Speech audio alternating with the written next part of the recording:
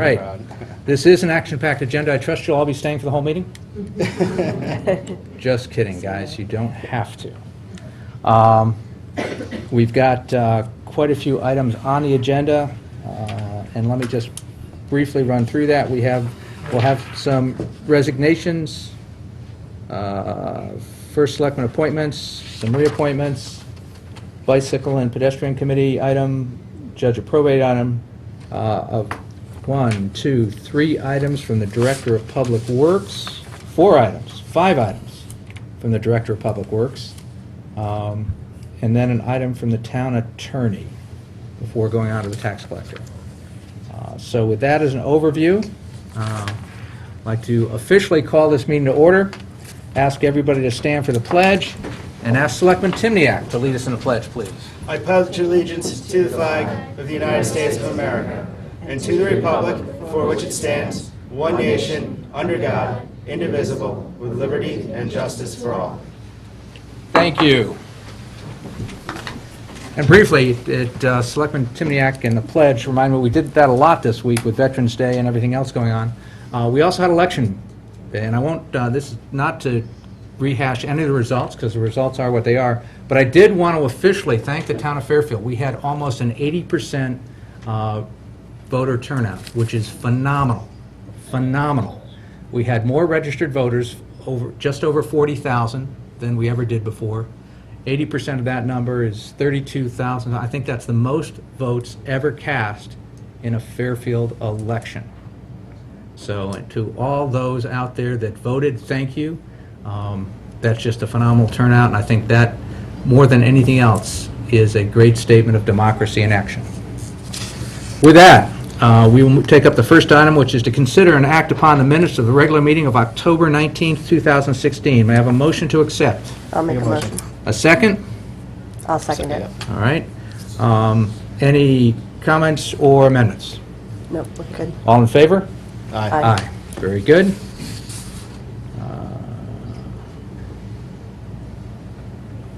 All right, then, all right, next up, we have some special recognition of the recognition of the 7 world champion Taekwondo students for medaling at the 2016 USA Taekwondo National Championships. There's somebody who'd like to represent the club and fill us in a little bit on what happened. This is, we have a stage. If you just step up to the podium, please. All right, and just give us your name and affiliation, please. I'm Kwang Jin Han, known as Master KJ. I'm teaching Taekwondo at Fairfield location. This year we went to a national championship at 2016. My students competed at form, breaking, and sparring, and they all medal at national championship. Wow. In order to go to national, they need to go to state championship first, become a top 3 in state. They all qualified in top 3 in state Connecticut. They went to the national, and so as myself, I competed also for my age division, also become a national champion for my age division. Wow. Fantastic. We've been doing this for 6 years. I'd like to say thank you for having us here today. Well, we're thrilled. We don't get national champions that often in Fairfield, so thank you all very much. I'm going to turn to my colleagues and ask if you have any comments to make. Oh, just amazing. Sounds great. So how everybody here went to the national championship? Most of them. Most of them. Wow. And what's the age range? We had an age from, who's youngest? 9. He competed 8 and 9 age division, all age. He got first place in form and break. Wow. Wow. How long have you been at it? To be a national champion at age 9 is very impressive. How many years have you been doing Taekwondo? 6 years. 6 years. Wow. That means you were 3 when you started?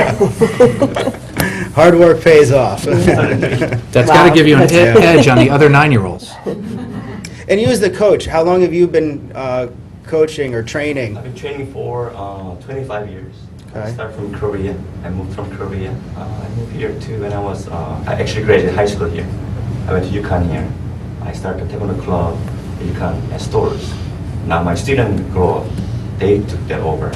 Now they are taking Taekwondo club at UConn at stores.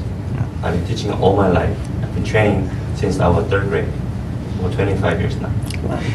Is this the first time you've ever had national champions? We been doing this for 6 years now. We had it 2013, 2011 was the first year that we went to national. We didn't get any medal. Only one student and I went, no medal. He ended up top 8. Next year we brought 4 students and 12 and so on. This year we brought 55 students from all Connecticut, 7 students from my locations. So we have 11 schools in Connecticut working together and bring all students from Connecticut to the national. So first year when we went there, nobody knew about Connecticut State much. Now they know Connecticut State has very strong technical team because each student represents Fairfield Town, each state championship, and Connecticut State at the nationals. Well, it's a tremendous honor. Did I hear correctly, there's a rumor that there might be a demonstration? Yes, sir, we have a demonstration. All right. Would you like to demonstrate? Yes. Okay. Those who students doing demonstration, take up jackets. Are there world championships now? Or are we just done? had a world championship last month. Okay. I become a first place in national, Uh-huh. but we had a team trial, top 8 at the national, met again. We tried at the Colorado Olympic Center. I became a second. I couldn't go to world championship.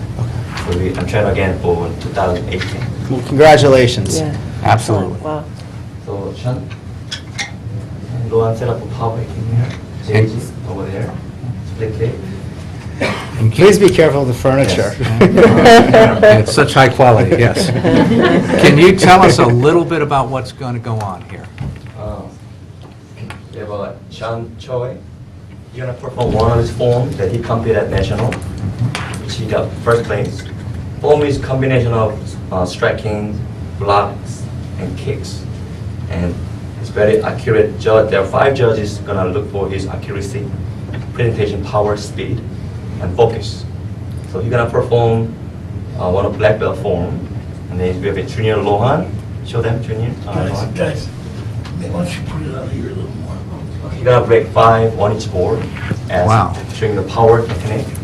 And then we have Dave Johnson. He's gonna run, jump, both foot in the air, split kick.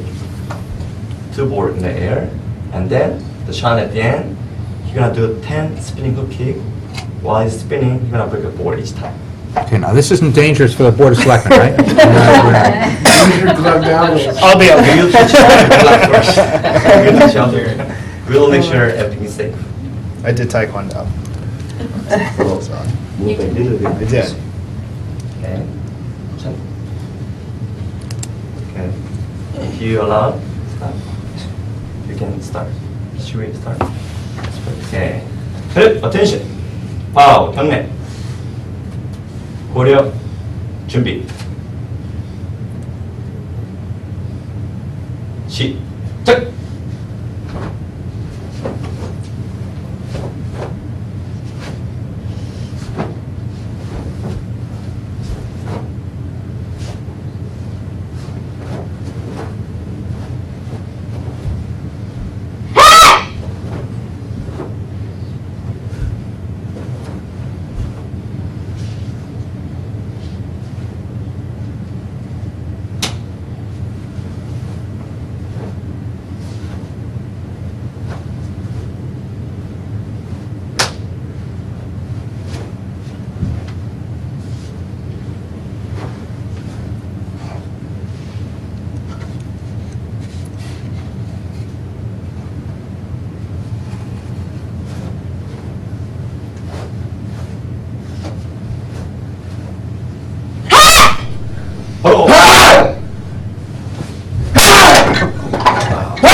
자.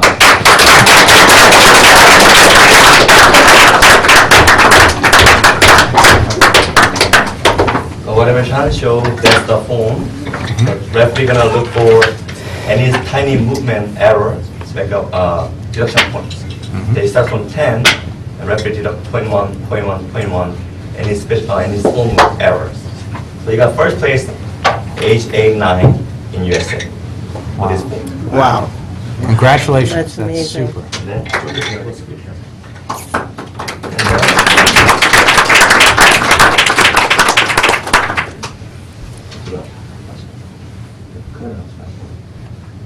Okay, she gonna jump to split kick. Oh, we don't break the lines. Hey! Wow. Wow.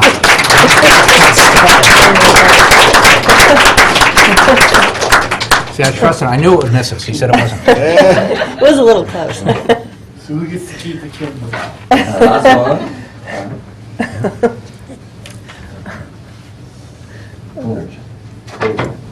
We don't want to hit anyone.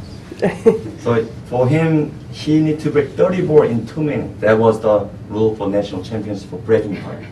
So we gotta just do 10 ball. 하나씩 좀. Right. That's no problem.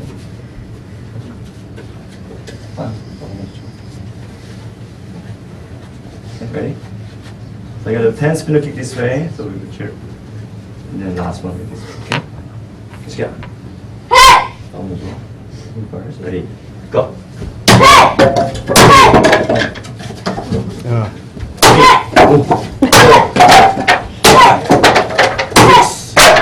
Seven, 8, 9, 1, 2.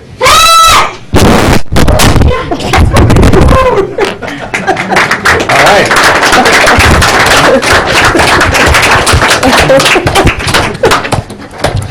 It still works. It's still the one. Congratulations. Good job, guys.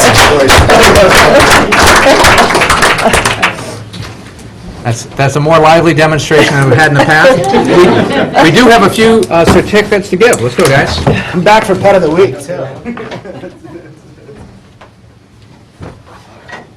Now, what we're going to do is we're going to ask you to, as we call your name, to come on up. And why don't we do this? The first one is actually congratulations to the world champion Taekwondo for their many medals and everything. So that's for the overall group. Going to hand that to you, sir. And then the next one up is Sean Choi.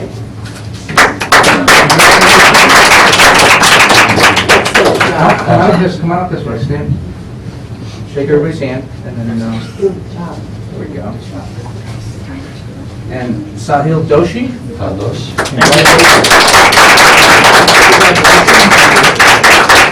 And Brian Meager.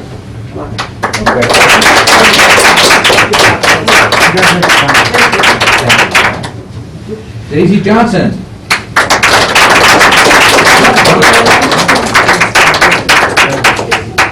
Audrey Anderson. Oh, she's not playing. Yeah, if I could. Michael Choi.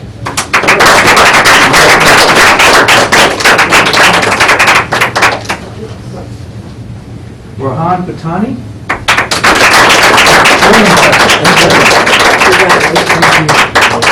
And Master KJ.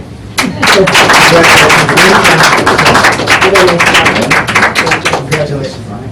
Now, Ken, if they'll stand up here with us. Can we take a quick picture? Yeah. And we'll see if we can. Yeah, slide over in the middle. Slide over in the front. Brian, come this side. Okay. Ron, come this side. This one. Yeah. Come this side. Perfect. Excellent. No, you guys must. There you go.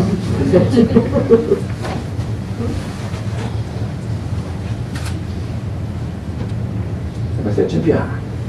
Champion! Others say champion.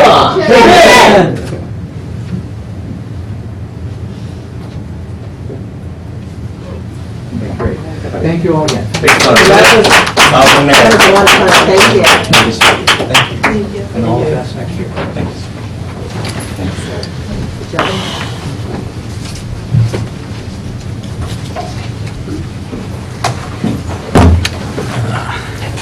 One of our more exciting reports.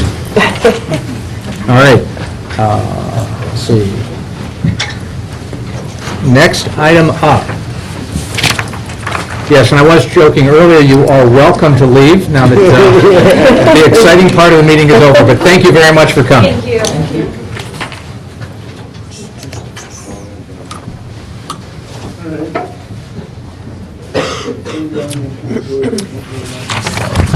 Boy Scouts at 6:30. I can be a little bit late, but if we can.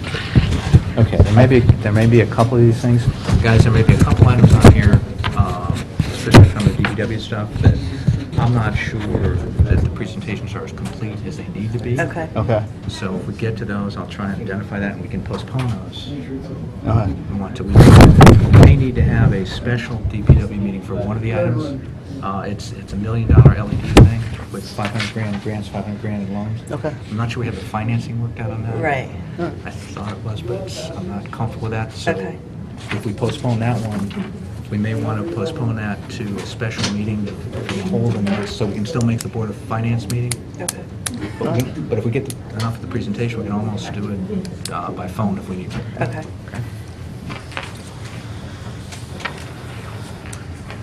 The press has arrived. She was here on time, I can Yes. vouch. All right, we will continue on with the Board of Selectmen agenda. Item number 4 was the recognition of the World Champion Taekwondo. Item number 5, resignations, and this is for information only from the Employees Retirement Board. Catherine Fagan, Republican, 450 Cornell Road. Her term was 11/13 to 11/18. The effective resignation date will be December 7th, 2016. Item 6, First Selectman reappointments. This is also for information only. To the Economic Development Commission, Zana Fanaro, Democrat, 57 Riverside Drive, from 11/16 to 11/21. And Donald Peterson, Republican, 1061 Galloping Hill Road, from 11/16 to 11/21. From the Employees Retirement Board, this requires RTM approval. Scott Pollock, unaffiliated, from 543 Wormwood Road, for a term of 11/16 to 11/21. And from the Fairfield Housing Authority, James Kelly, Republican, 32 Mill Hill Road, for a term of 11/16 to 11/21. Next up, item 7, reappointments. And we'll take these, I think, one item at a time. So, to hear, consider, and act upon the following reappointments. Okay to take the Bicycle and Pedestrian Committee as a whole? Yes. Right. And again, these are reappointments. For the Bicycle and Pedestrian Committee, Ann Cadis, Democrat, 996 Old Post Road, for a term of 11/16 to 11/20. Edward Lane, Republican, 121 New England Avenue, from a term 11/16 to 11/20. And Linda Black, Democrat, 21 Papua Road, for a term of 11/16 to 11/20. I may have a motion to accept. I'll make a motion. A second? I'll second that. Any discussion? Nope. Okay, these are reappointments. Any of the folks that I mentioned here? Here. Sorry? Ann Cadis and Ed Lane. Ed. Thank you both for showing up. Did you have any comments? No. Either one of you? All right, thank you. Chair of the committee, I'm just very happy that they're back. Yeah. Thank you. And thank you for you. coming on for a second term. Yeah. Yep. Any further comments? No, thanks for All- serving. Yep. All in favor? Aye. Aye. Thank you. The Bike and Pedestrian Committee is something that started just a few years ago. You guys have done a very good job, and importantly, I think we're raising additional awareness of that. I was at a breakfast meeting this morning with DOT Commissioner Redeker, and he talked about the dramatic increase in the DOT budget for addressing bike and pedestrian capability within the state of Connecticut. And it's, in the last 5 years, it's been astounding what they've been able to do. So again, thank you for your service. Look forward to talking with you in the future. Next item up would be the Borough Gardens Advisory Committee. So,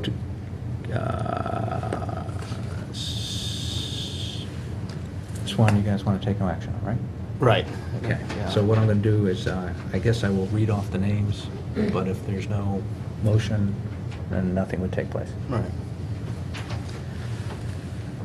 All right, next up, to hear, consider, and act upon the following reappointments. This one for the Burr Gardens Advisory Committee. This is Lisa Callahan, Republican, 290 Beach Road, 11/16 to 11/19. Jennifer Downing, unaffiliated, 1197 Mine Hill Road, for 11/16 to 11/19.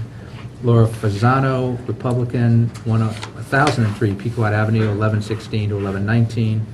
Ellen Gould, unaffiliated, 648 Harbor Road, for a term of 11/16 to 11/19, and Michael Jaley, unaffiliated, 128 Wormwood Road, for a term of 11/16 to 11/19. I know there's some questions on this, and I know some additional background that was requested, and some time to look at this. So I'm going to suggest that we, if it's okay with you all, that we take no action on this board until we can get that additional information. Is that okay with this board? I'm fine with that, Yep, yes. that's good. All right. All right, then next up, to hear, act, and consider for the Fire Commission, Joseph Felzaki, Republican, 476 South Pine Creek Road, for a term of 11/16 to 11/21. May I have a motion to accept? I'll make a motion. A second? I'll second it. Mr. Felzaki here? Yes. Ah, there we are. Joe, thank you. Any comments or questions from Mr. Felzaki? Thank you for stepping up. Yeah, Oh, I appreciate the opportunity to serve on the commission again. right. Now, Joe came on earlier this year, I want to say in February or something like that, so he's, I think it was November. oh, was it November Yeah, last year? November. All right, so he's had 1 year, and how'd you like it so far? Very educational and informative. Good. All right, well, we look forward to you having a full term now.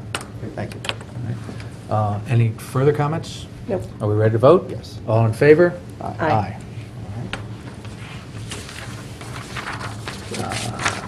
Next up, Greater Bridgeport Transit. This one requires RTM approval. It's Michael Mears, Republican, 44 Bay Edge Court, term for 11/16 to 11/20. May I have a motion to accept? I'll make a motion. A second? I'll second it. I know Mr. Mears was having some difficulty getting here from his commute. Any comments or questions from the board? I've spoken to Mr. Mears several times about his impact and what they're doing at the Greater Bridgeport Transit Authority. He's excited, he's engaged, he's a great representative for Fairfield to serve on that board, so I'm enthusiastically supporting him for another term. Excellent. Thank you. Any further comments? Yeah, I would just echo what Chris said and appreciate his coming forward to serve. All right, are we ready to vote? Yes. All in favor? Aye. Very good. Mr. Mears, congratulations. Next up, the Human Service Commission. Bernard Lynch, unaffiliated, 20 Millbrook Place, term 11/16 to 11/20, and Selma Cohen, Democrat, 375 Old Oaks Road, for a term of 11/16 to 11/20. May I have a motion to accept? Make a motion. A second? I'll second it. All right. Any discussion? I know Selma's here. Is Bernard here? There we are. Oh, there we are. Good to see you. Any questions or comments from the board? I spoke to Selma briefly tonight. I'm looking forward to having her on the committee again, and I didn't have an opportunity to speak to you, but thank you for serving. Yep. I appreciate both of you coming forward, and I know the fellow commission members are very happy that you're coming back. Thank you. I've had a chance to work with both of you over the past 5 years, and I want to thank you for your service in the past, and thank you for signing up for another tour of duty. We certainly have a lot more work to do and appreciate your enthusiasm in getting us there. Any further comments? All in favor? Aye. Aye. All right, congratulations and thank you. Next up, the Land Acquisition Commission, James Pura, Republican, 1158 Mill Hill Road, for a term 11/16, 11/20. May I have a motion to accept? I'll make a motion. Second? I'll second. All right, Mr. Pura here? Pajura. Pajura, sorry? Yes. Thank you for the correction. No, that's okay. Any comments from the board? I've spoken to him several times about the land acquisition. He's also enthusiastically engaged and happy to reappoint him. Excellent. All right, very good. All in favor? Aye. Aye. Congratulations, Mr. Pajura, and thank you. Let's see. Next up is the Parks and Recreation Commission. Brian J. Nareau, Republican, 105 Mountain Laurel Road, for a term of 11/16 to 11/21, and Gregory Alprin, Democrat, 130 Lee Drive, for a term of 11/16 to 11/21. And I think there was some questions that, or information that needed to be answered on this, and I think we're going to take no action on that, if I understand correctly. No action. Correct. All right. And moving on, Police and Fire Retirement Board. Donald A. Bowers, Republican, 3247 Reading Road, for a term of 11/16 to 11/19. May I have a motion to accept? Motion to accept. A second? I'll second it. All right, any further comments or discussion? I don't see Don here. Any further comment? I'm happy to have him back on the retirement board. Yep, it's been a pleasure working with Don. He's provided is a valuable resource in terms of moving the Police and Retirement Pension Board forward. So I thank him for his service and glad he chose to sign up for another term. All in favor? Aye. Aye. All right. Moving on, Solid Waste and Recycling Commission, and this requires RTM approval. Charles McDonald, unaffiliated, 320 Old Mill Road, for a term of 11/16 to 11/20. I have a motion to accept. Make a motion? Second? I'll second it. All right. I didn't see Charles here either. Okay. Any further comments or discussion? I'd like to add, I see Charlie all over town. He's involved in so many action or activities throughout the town. I've spoken to him a couple times. I said, "Do you really want to serve on this committee again?" He said, "Yes." So, You saw him all over town, even though he lives next to you? yeah, he's all over the Just place. checking, just checking. He is, yeah, you'll see him downtown, you'll see him at Operation Hope, he's the guy you always see at the getting coffee, so. Yep. So, yeah, no, I agree with your comments. Yes. Would you care for any? No, I can't even add anything to that. All right. All in favor? Aye. Aye. All right. Then next up, the tree warden, Jeffrey Minder, for a term of 11/16 to 11/17. This is an annual task of this board, is to reappoint the tree warden. Mr. Minder has served in that capacity and done an excellent job. Can I ask for a motion to accept that? No, you didn't. May I have a motion to accept? I'll make a motion. A second? I'll second it. Good, thank you.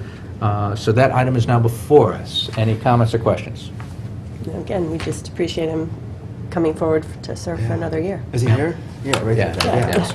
I think that the tree warden is one of the tougher tasks in town because we're very protective of our trees. We've been Tree City USA for 27 years. Mr. Minder is helping us continue in that tradition. But on one hand, people either desperately want to cut down a tree or desperately want to save a tree, and he becomes the referee in between. And that's one of those jobs I would not want, because there's no way you win in those discussions. And Mr. Minder has handled himself admirably and done a great service for the town as part of that. So thank you for your service. Any further comments? Yes, I agree. If there's a way we can get your number out there, your email address, put your face there. Trees take up about 30% of my inbox and my emails, and it slows down my trips to the grocery store by 15 minutes per time. It seems like that is a conversation people are so heavily engaged in right now, especially with UI doing what they're doing. And the residents at home who come and identify a tree which needs to be replaced or something like that, it would be Jeff you go to for this. So thanks for doing what you do, and I look forward to working with you for another year. Anything further? Nope. All in favor? Aye. Mr. Minder, congratulations and thank you. All right, next up, the Bicycle and Pedestrian Committee. To hear an update from the Bicycle and Pedestrian Committee on this year's accomplishments and plans going forward. Hello. Good to see you. Good to see you. I'm not going to be breaking anything. Ask Ed if he wanted Thank to you. ride his bike across the TV screen. Sorry, that's interesting. No problem, thank you. And just for the benefit of the folks at home, if you'd introduce yourself at the podium. All right.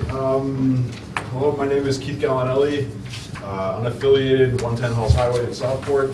I'm the chair of the Bike and Pedestrian Committee. I just wanted to give a quick update in front of the Board of Selectmen. Our group started 2 years ago.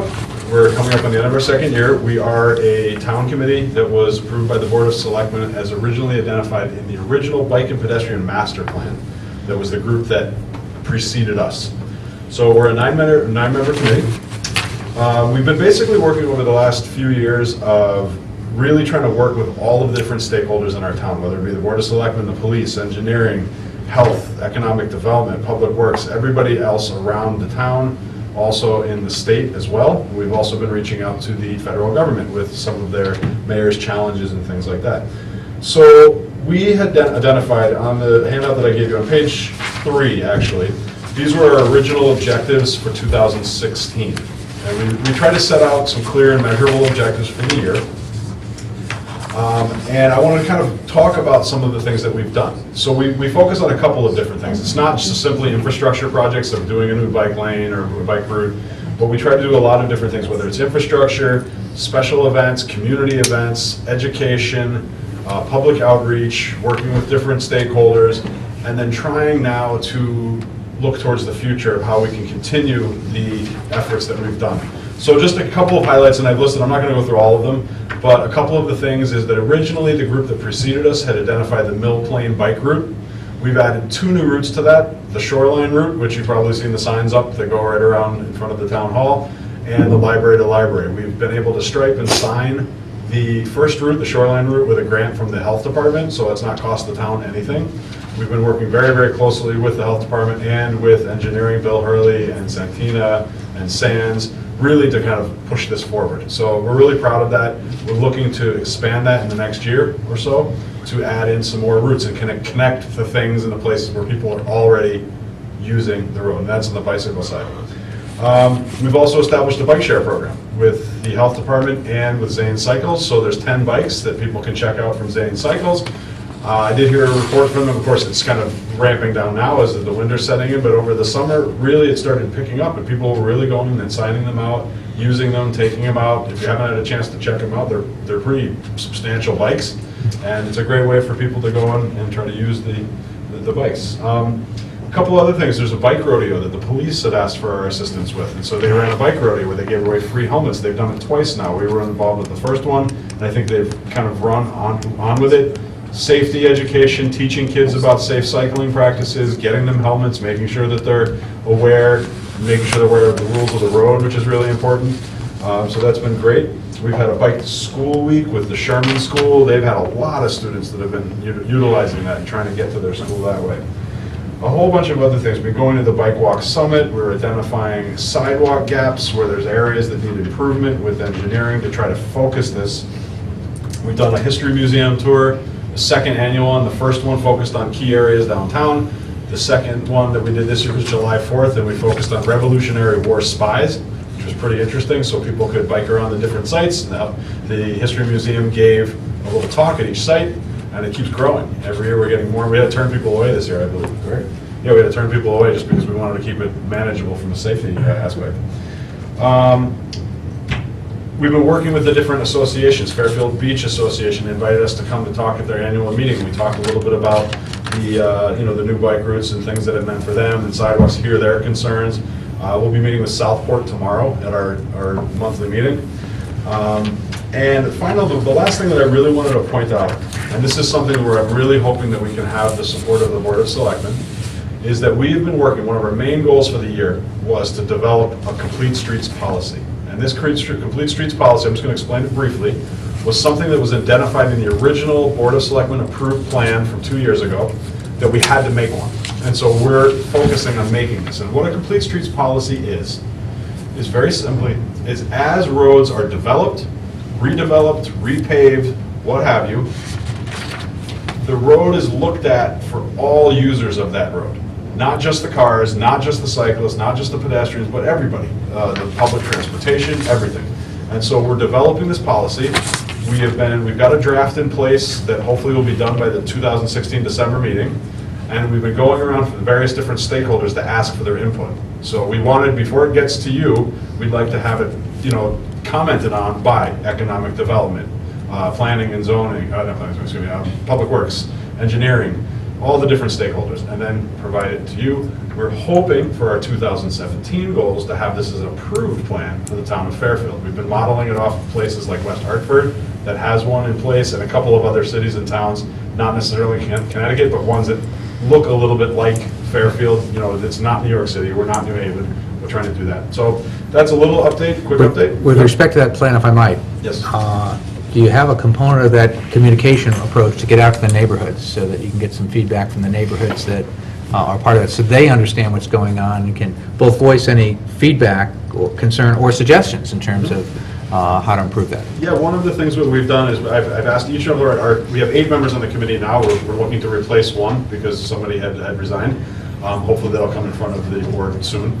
But we've asked everybody to go out and start connecting with people in their districts, because we have people in all different districts and all the different associations, to let them know that we exist and to start talking about some of these things like this, and then getting their feedback and comments on things like a complete streets policy, because we would really like to have buy-in from as many people as possible and comments from as many people as possible before it's brought in front of the board for hopeful approval for 2017. Okay, good, thank you. Any questions from the board? You guys have been busy. I heard about the Spy Ring bike tour this summer. It sounded really interesting. Perhaps I'll go ahead and do it next year. Yeah, I think we're going to try to do a different theme every year, and like I said, maybe split up into 2 different ones, a fall one and spring one. One of the ideas was the restaurants and the bars that existed from town's history, where, they've changed over time, from like working class bars to things like that, or restaurants, and kind of stop at different places and have a different theme every year. The History Museum has been great. I know Walt, you probably know Walt from the History Museum. He did it last year, and he was like, this is really cool. And he had a really good time. He tried to coming up with a place where we can go safely and get the different riders, so that was fun. Good. Thank you, and I hope you can do it. Yeah. Very good, Willie. No, I was just going to say, that sounds like it would have been fun. And I have been seeing more and more of the bikes around town. Whenever you're down there, you see One them. of the things that, like, when we identified the routes, people use them anyhow. And so what our goal was is to try to define them. This is an area where drivers can expect to see cyclists. Cyclists can try to go, maybe bring family members. And we're working on the education and the enforcement with the police to make sure that everybody obeys the rules of the road. So, cyclists blowing through a stop sign is something that we do not want to see. People not wearing helmets, it's not a law, but we'd like to try to get as many people wearing helmets. And then drivers to know, if you're going to be using this road, this is an area where you could probably expect to see a cyclist, so pay extra close attention. And again, with the runners as well, and walkers, we're trying to bring all the different users into the road. And so we've also been doing some safety audits. We had the state of Connecticut did the safety audit on Grassmere. We're asking for another one down in the Southport Post Road section for safety audits, so that we can find out, as these areas are looking to be redone, whether it be federal, state, or local, can we make sure that they're safe? And, if we have a bus stop there, is there actually a bus stop? Is there a way for people to get across the street when they get off the bus? I mean, these are kind of important things. We don't want people getting run over. It's a good point, especially in some of those spots where new businesses are coming in and more people are going to be going back and forth. Yeah, and I think that's what the Complete Streets policy does, is it puts a formal policy in place where people, whether it be a developer or anybody else, has to at least look at it. Doesn't mean you have to do something. You're not going to be able to put sidewalks everywhere. Right. Because there's certain roads that are not fit for it. And that's something that would be identified in this policy, but you've looked at it. And you've said, okay, this is a place where maybe it's not best to put any sidewalks because it's not really meant for walking, but this area is. And so, something like that. Yep. Again, thank you. You guys have done a great job in I think if I had to pick 2 highlights, one is that you've made an impression on the town. You've already made an impact in 2 short years on doing that. The other area, I think, is you've done it, there's obviously a lot of congestion and a lot of room for conflict and certainly conflicting opinions, and you've kind of navigated this to make sure that as we add our bike and pedestrian walkways, that it's something that everybody's comfortable with. So I want to thank you for doing that in terms of considering the entire community as you go through and do that. Thank you. And I also want to thank everybody on my committee. We're all volunteers. All of us, most of us work, and we're pretty busy, so we have a couple people here tonight. We're just going to keep moving forward, and I'm glad that we had some of our members that were up for reassignment or Reappointment. Reappointment, thank you.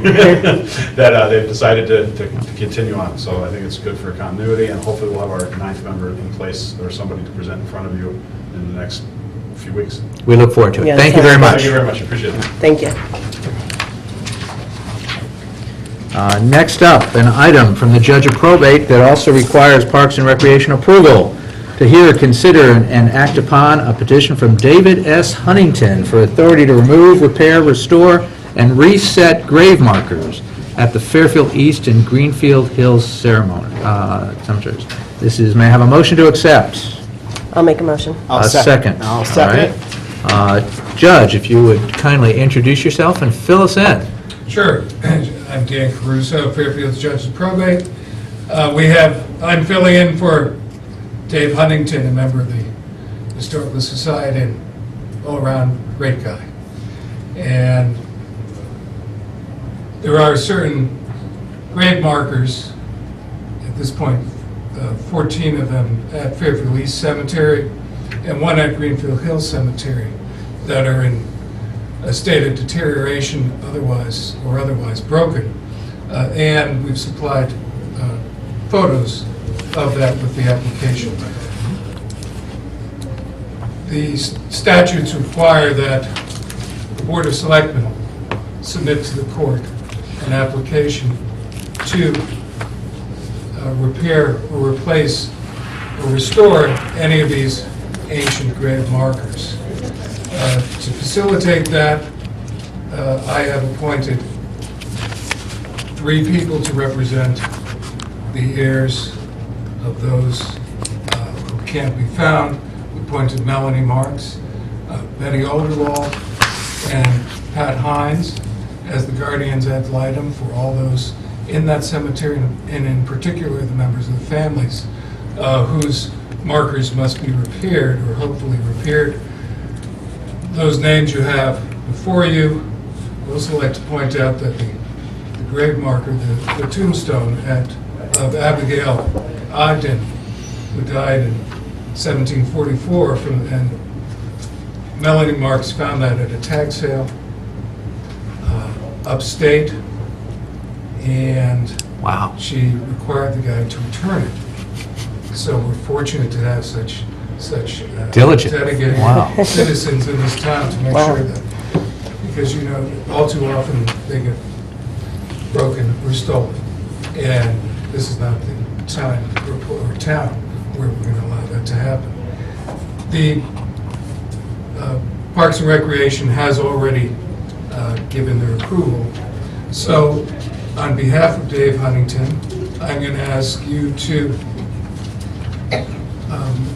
make this request of the court, and if you do, we will be having our hearing at 1:30 on Friday to hear and consider the appropriate restoration or repair of these grave markers. All right, thank you. Any comments from the board? No, it sounds like a good idea to preserve these, so I'm very supportive. I would say the 3 people you selected to represent the estates are fantastic Fairfielders who I'm sure will serve with the best interest of the people you cannot find, so. I agree, we're very lucky Yeah. with all the people we have out there. so. Yeah, we've had a number of restoration initiatives at the cemeteries over the past few years, and including one initiated by the Fairfield Beach Residents Association in terms of cleaning up the Beach Road Cemetery, the old cemetery, as we call it. The old burying ground, Old right. burying And ground, if you yes. recall, because we had the Samuel Smedley's grave there, Yeah. who was not only a privateer during the Revolution, but a postmaster and collector of revenue appointed by George Washington, and we were there at restoring that grave the day Hurricane Sandy rolled in. So there were just, I think, Mike and I and the Historical Society and the Daughters of the American Revolution, and everybody else couldn't make it, but we were there. And then also we've done a similar program up at Greenfield Hill Cemetery, and just every time you go up there and hear about this, you see part of our history gets uncovered, because you see graves of different people that we uncover markers, or markers are buried below markers, and it really is uncovering our heritage to go through. So I want to thank you for your help through this too, Judge, because you're a key player in helping us get through all this. Well, we'll see if I approve it. Thank you very much. All right, any comments from the public? Seeing none, back to the board. Are we ready to vote? Yes. All in favor? Aye. Thank you and good luck. Thank you. Thanks. All right, next up, from the Director of Public Works. Wow. To Here, consider and act upon the following resolution as recommended by the Director of Public Works. Whereas, on November 25th, 2013, the Town of Fairfield approved the acceptance of 1.2... Waive the reading. Is there a second? I'll second that. All right, that was a motion to waive the reading that properly motioned and seconded. All in favor? Aye. Aye. All right. We'll skip through this. That gets it, is Public Works? Wow. No one told me this. Bill or Ed's not here, huh? This is postponed from October 19th. All right, then, since they're not here, in order not to waste any further time, I would ask that we have this postponed to next regularly scheduled meeting of the Board of Selectmen. Is there a motion in that regard? I'll make a motion. Yeah. A second? I'll second it. All right, thank you. That brings us up to item 11, Project Management Oversight Selection Committee charge. To hear, consider, and approve a charge for the temporary Project Management Oversight Selection Committee. May I have a motion to accept? I'll make a motion. A second? I'll second it. All right, there's a write-up in your packet just to set the stage for this a bit. This is a different approach that we're looking at to kind of help with project management. Coming out of some of the recent building committees, we've tried to learn from what's taken place and how to both get this board more involved and get us involved by having the owner's rep both selected by us and report back to us on a timely basis, still working with the building committees. However, and consequently using their normal budget, they're typically paid for by the building committee, so they would continue to do that. So the idea is no cost to the town, but to look at how this board gets more timely reporting, and also to take some of the pressure off the volunteers with their first setup to pick this person, pick a firm, more than likely, to do this job. So it overall provide more support to the building committees, as well as give us better reporting on the project.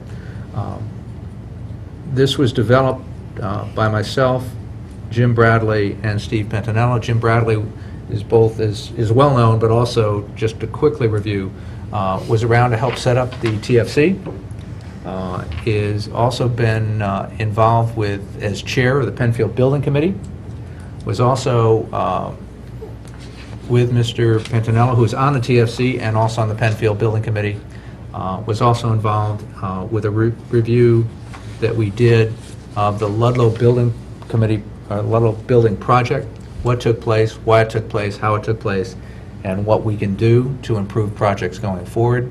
We then also reviewed a number of other projects that took place and took advantage, frankly, of the experience of Mr. Bradley and Mr. Pentinello in terms of their day jobs are very much involved in this type of function in reviewing projects. So with that, a bit of an intro.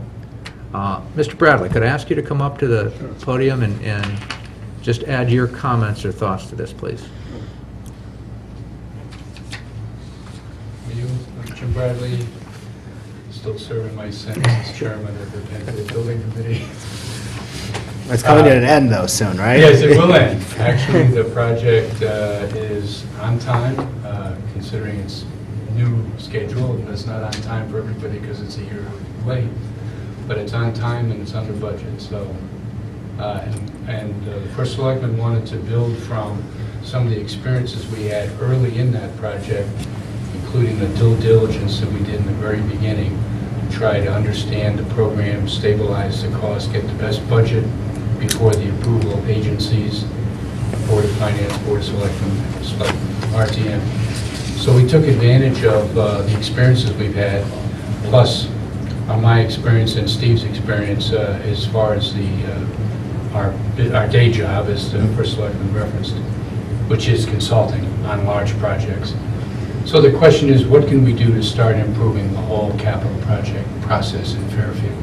And one of them was to start off with more information, better information, and getting that to the Board of Selectmen and the Board of Finance earlier. So due diligence in the beginning. The process of design and construction is very linear. If you get bad grades as a freshman in college, You're not going to get a 4.0 as a senior, no matter how hard you try. And the same thing is true of construction. If you start out with not enough information and the budget is incorrect, or the program and the design are not fully fleshed out, then you end up with a problem later on in the project, overruns, change orders, and so forth. So we tried to take advantage of some projects that were going on in town, original knowledge of the Town Facilities Commission, and the Penfield project, which was loaded with almost every possible issue you could imagine as far as a test bed for this idea. So the idea is to bring in the project oversight firm or individual early in the process to help guide the capital project from the very beginning, to make sure that the budgeting is done right, that the actual program matches the preliminary design matches the budget. So it's really starting the process earlier with professional oversight. Right now, the building committees bring in their project management oversight function sometimes a little late in the game. We were late. The Board of Finance actually had to kind of nudge us to get our project management oversight person on board. Again, the whole issue of project management oversight is new to the not new to the industry, but in the past decade or so, as owners have less and less time and effort and money to spend on their project function, which is management on the owner's behalf, then they've gone out and hired professional services to perform that function of oversight on behalf of the owner. So this would be getting this would be a test on this particular project, Smith Richardson. Correct. To bring on board this function, this firm or individual, or it may be early in the process, and reporting to the Board of Selectmen and whoever your designees may be. Yeah. If I just expand on that a bit, the idea is at some point is to have a firm hires in this role for the town and to work with all of our projects. So in essence, we're, if they don't perform as we like, we remove them from all of our projects, not just one project. We're talking about doing it on Smith Richardson, which is a town project, so we can kind of test and learn from that. At some point, we'd also like to use it certainly on the school projects, which is where we do most of our work. There's some additional restrictions and complications in terms of reimbursement costs. So we'll have to do some additional kind of exploration, make sure we meet those requirements. But we thought it would be good to test that on a town project first to see what we can learn. And if we have to tweak this based on what we learn, we will do that, but to get it started. I think it's a great idea. I am a believer that getting the information out in the public field is important, especially early on. You know, the people, the residents, well, I guess they're people too, the residents at home who watch on Fair TV don't often tune into a building committee, especially early on in the process. It's not till news is made, either good or bad. However, they do turn in to watch the regular agenda of the Board of Selectmen.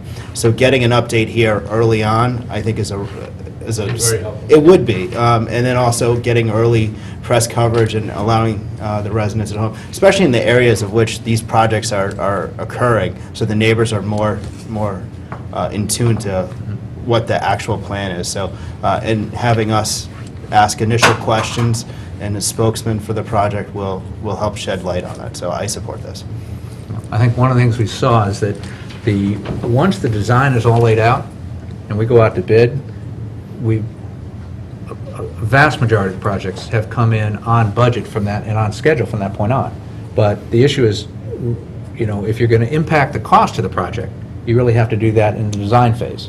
Once that's all locked in, it's hard, and that's kind of one of our lessons learned. If we could have gone back and gotten a bit more information earlier, building committees as volunteers that haven't done this before haven't always had that insight in terms of what's taking place or aren't as familiar with the process. So the thought is if we can get an owner's rep who's experienced with Fairfield, with how we want things managed, they can help guide the building committee through that, manage the architect to a degree to make sure things don't get over-designed, Right. but also give timely reporting back to the Board of Selectmen, so as you pointed out, get more of that into the public eye Minimize surprises. sooner rather than later, so we can have the impact. And Jim and Steve did a great job of kind of exploring different options within their experience and shedding light on how projects get kind of off track and what happens from that point. So Mr. Bradley, I want to thank you again for your help in putting this together.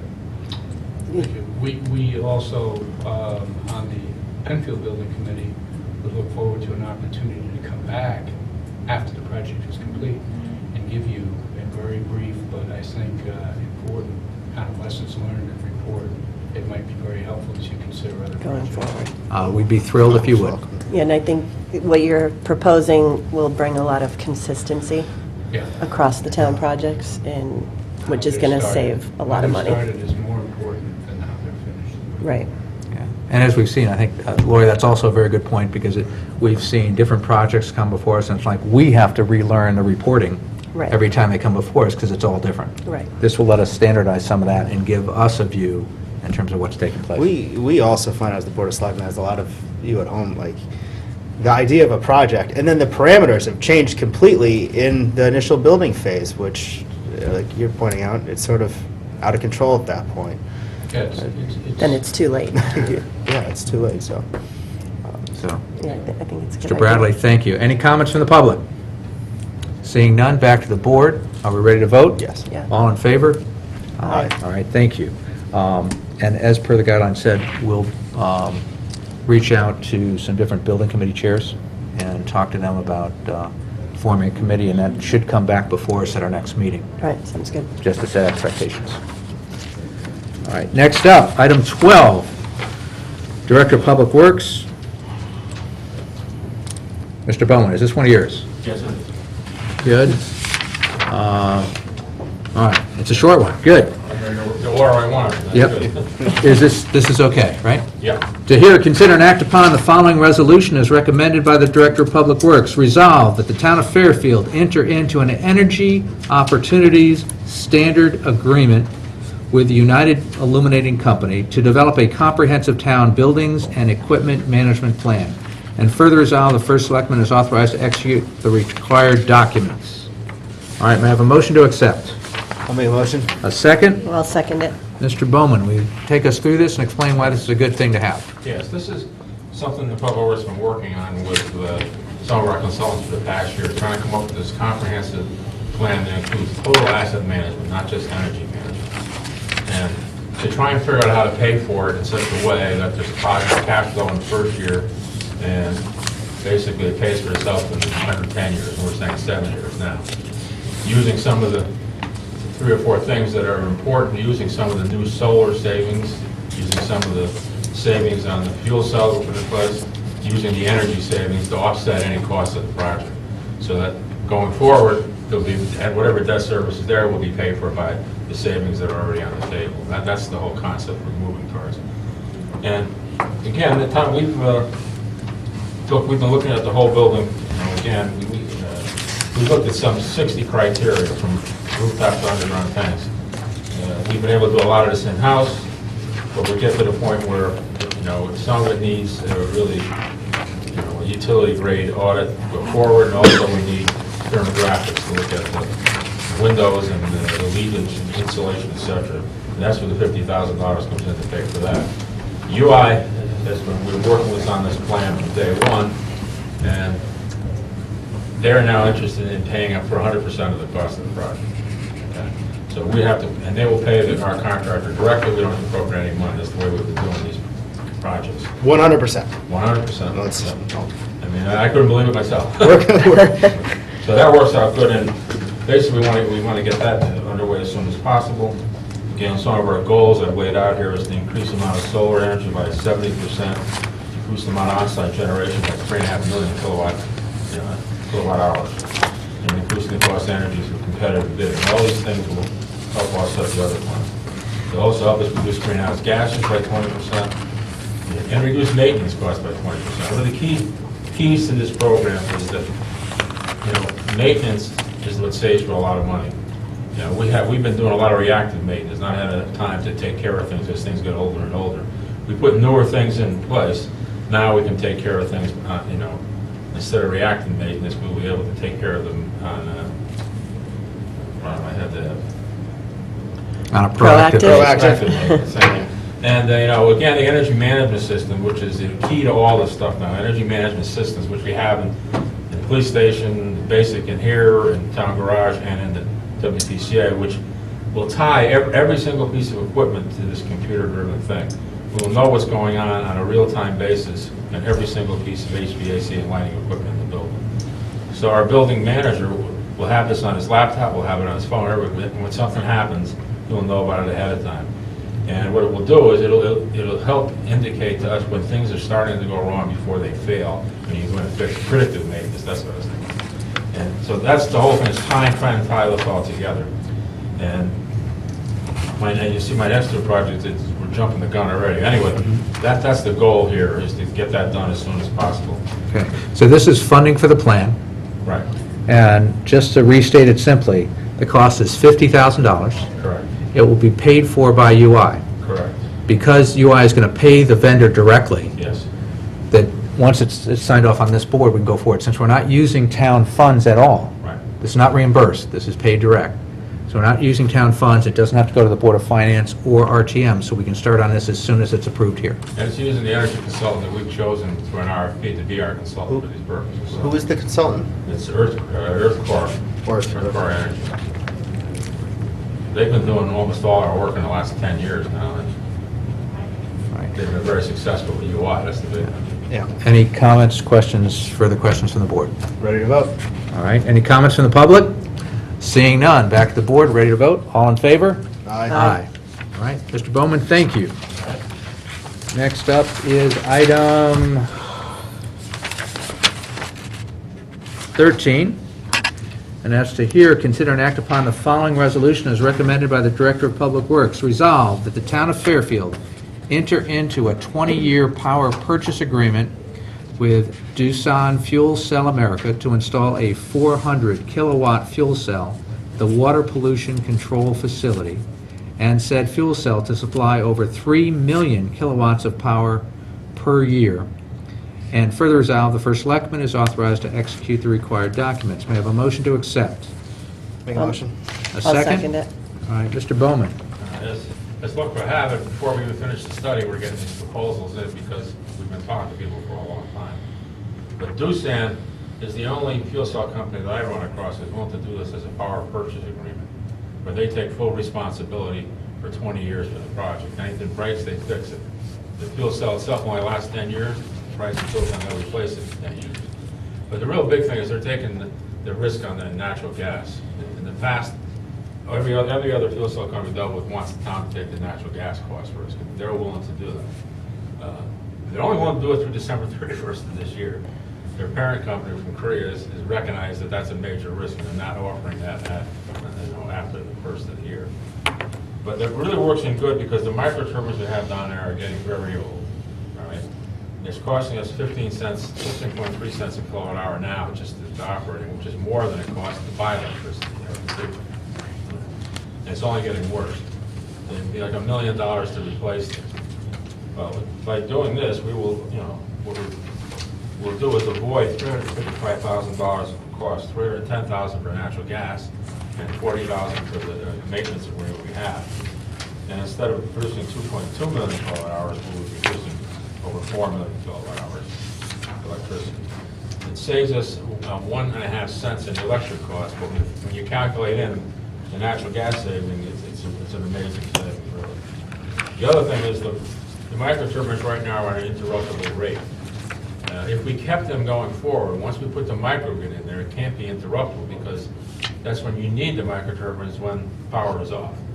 That would raise the rate, so we would be paying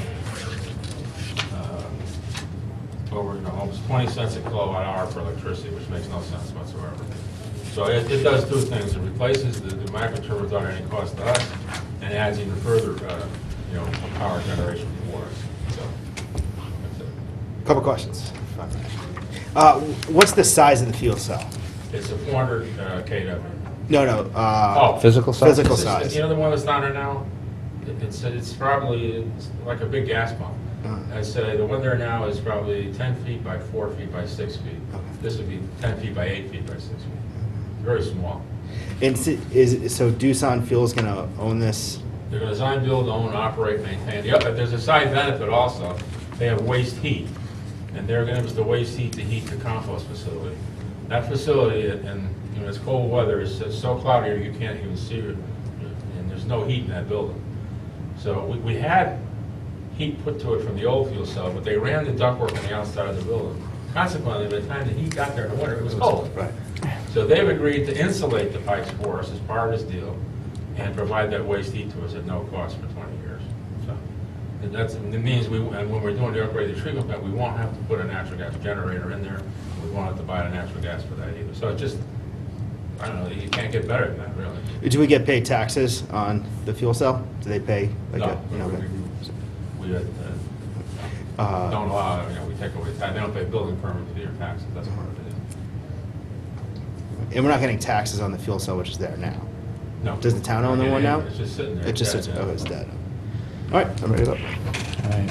This is the Doosan fuel cell proposal. It says here on the PowerPoint slide number 9, the 20-year savings is $7,400,000. That's huge, Ed. That's huge. Well, the annual savings is $370,000, just mainly on natural gas, which is that's a big savings.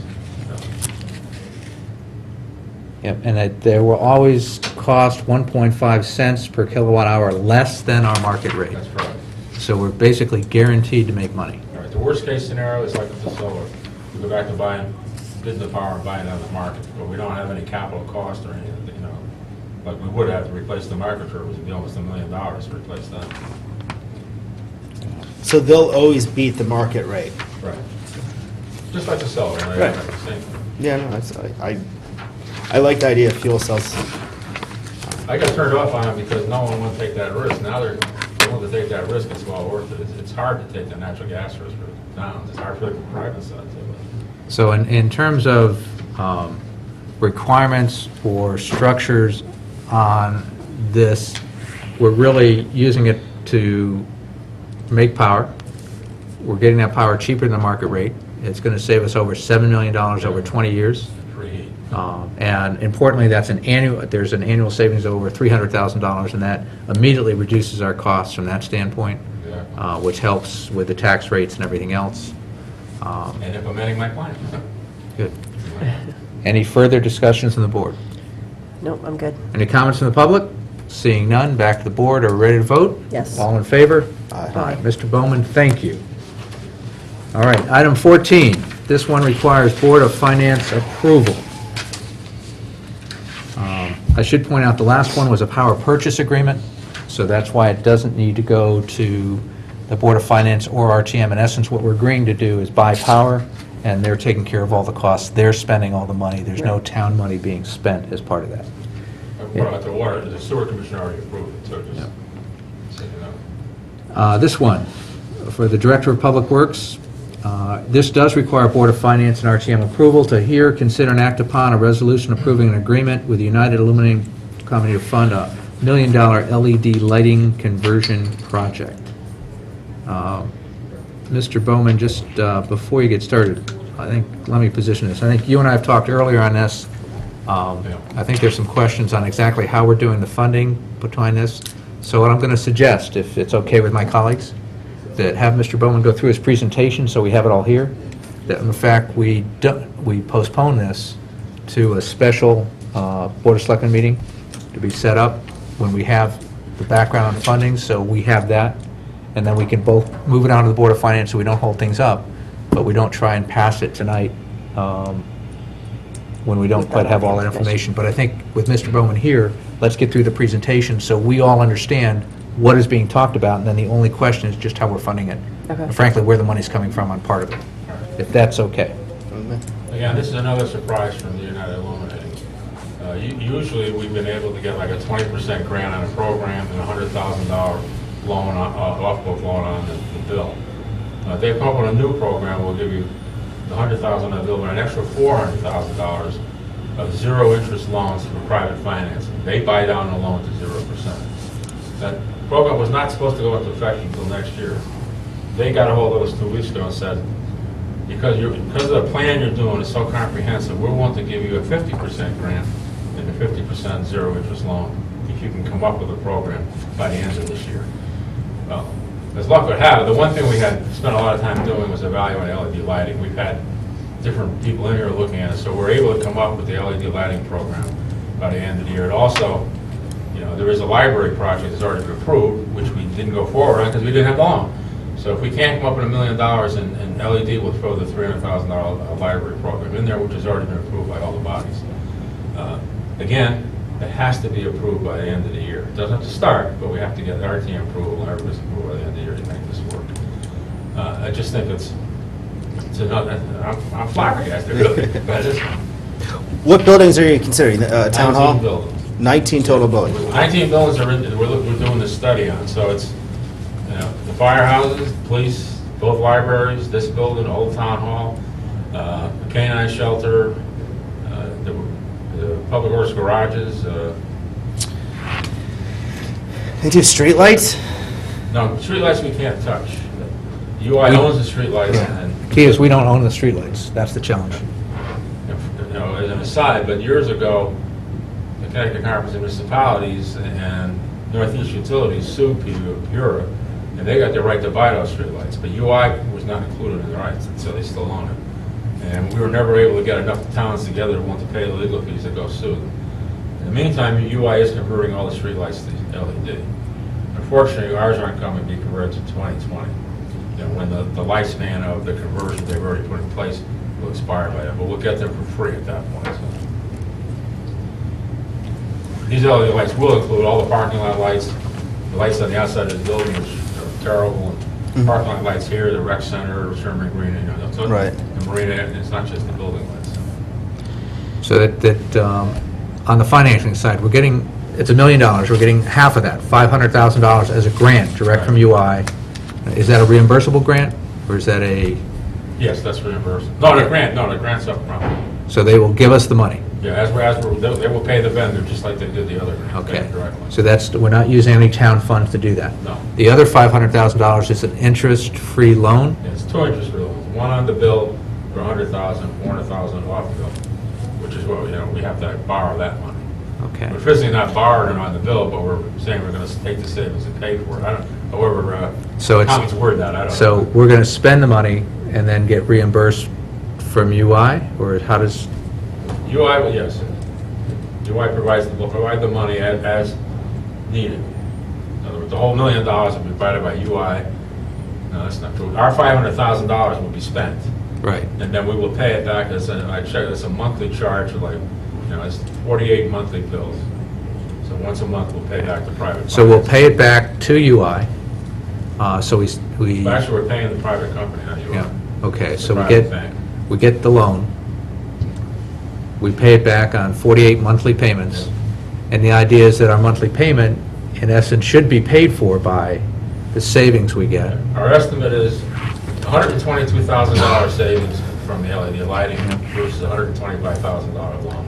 So it's pretty much a wash. The challenge is that we're on the hook to make the payments whether we get the savings or not, Right. and we have to spend the money first, so that's where we need to get approval. And what I would like, and that's what Ed and I were talking about earlier today, is a proposal from finance as to how best to accomplish that.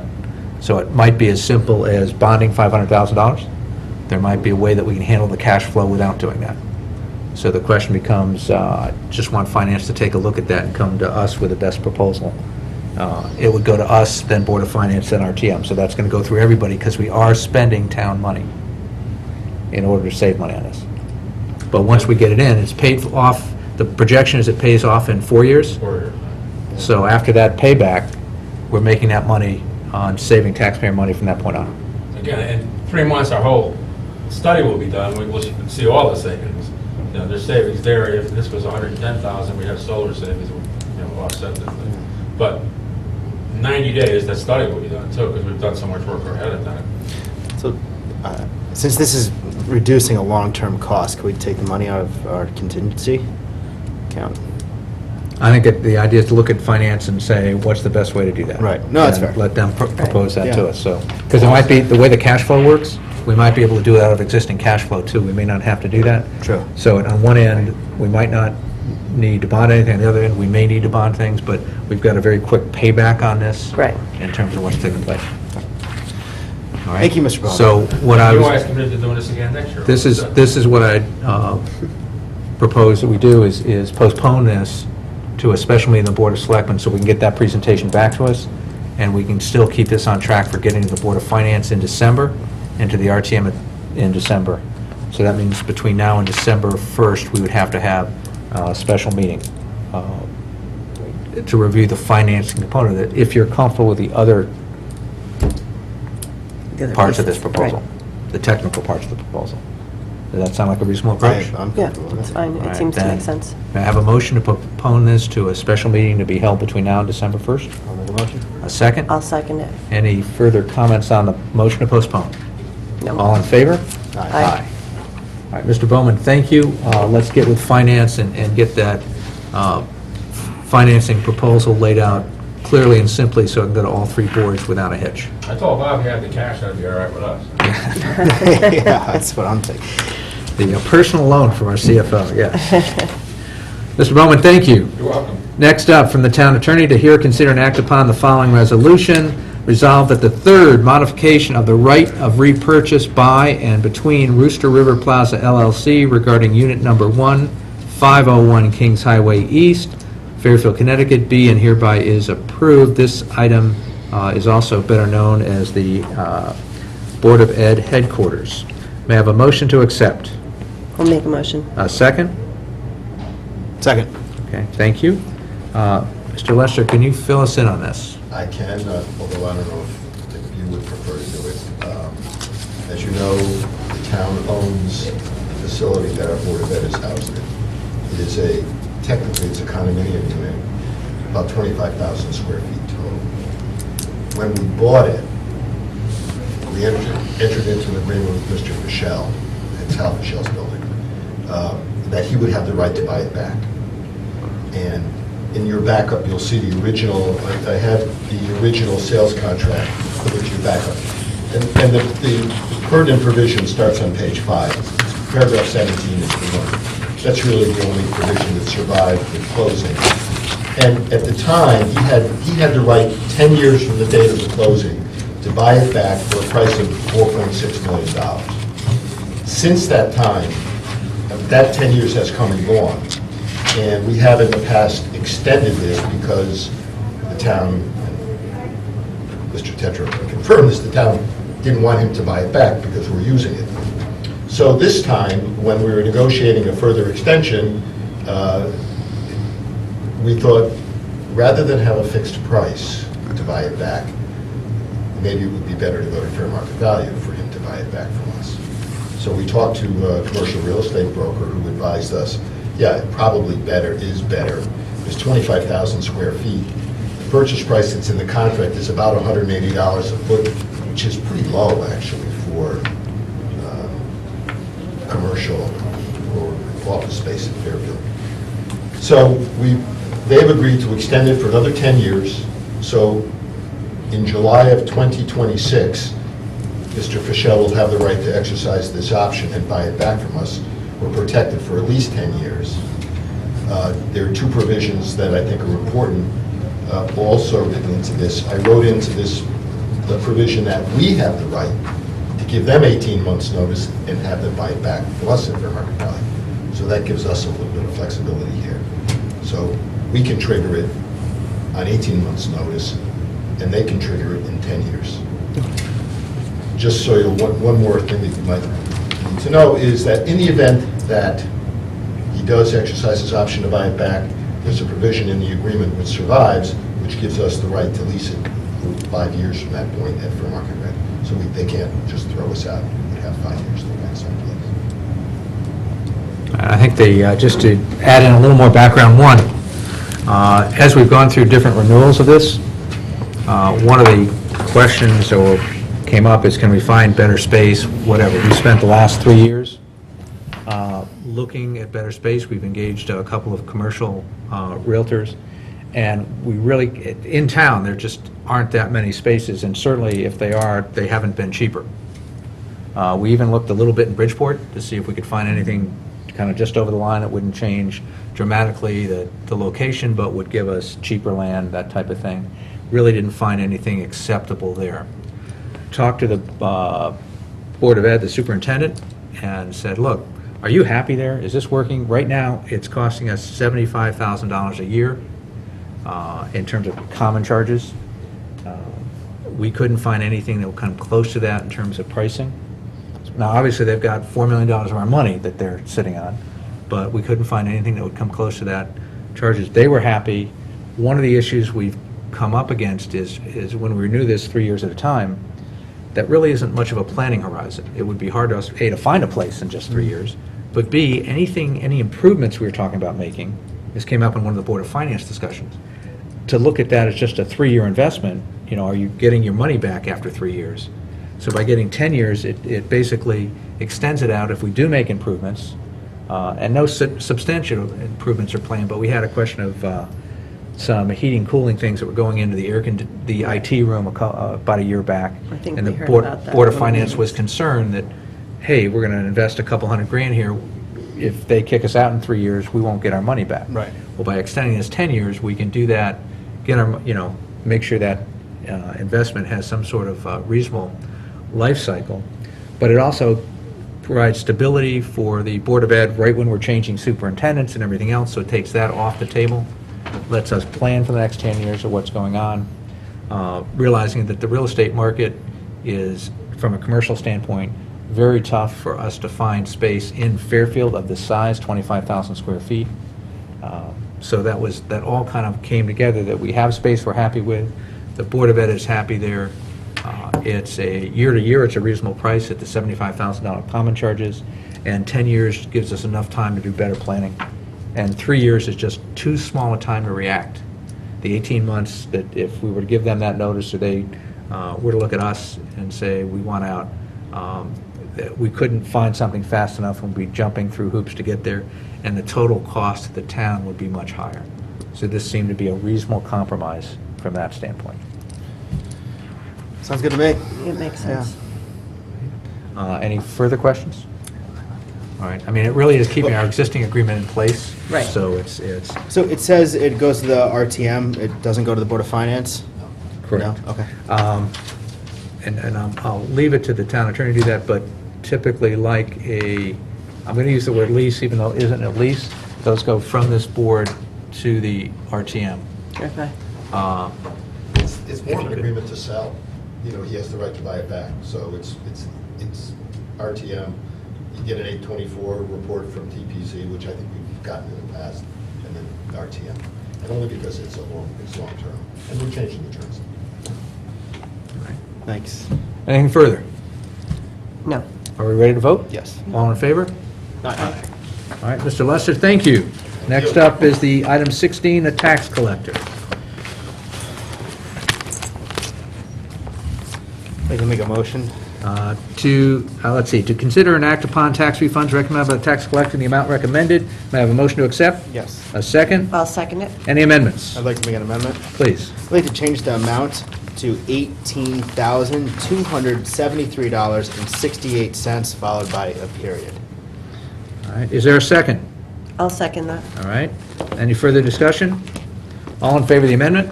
Aye, the amount item as amended is before us. Any further discussion? Nope. All in favor of the item as amended?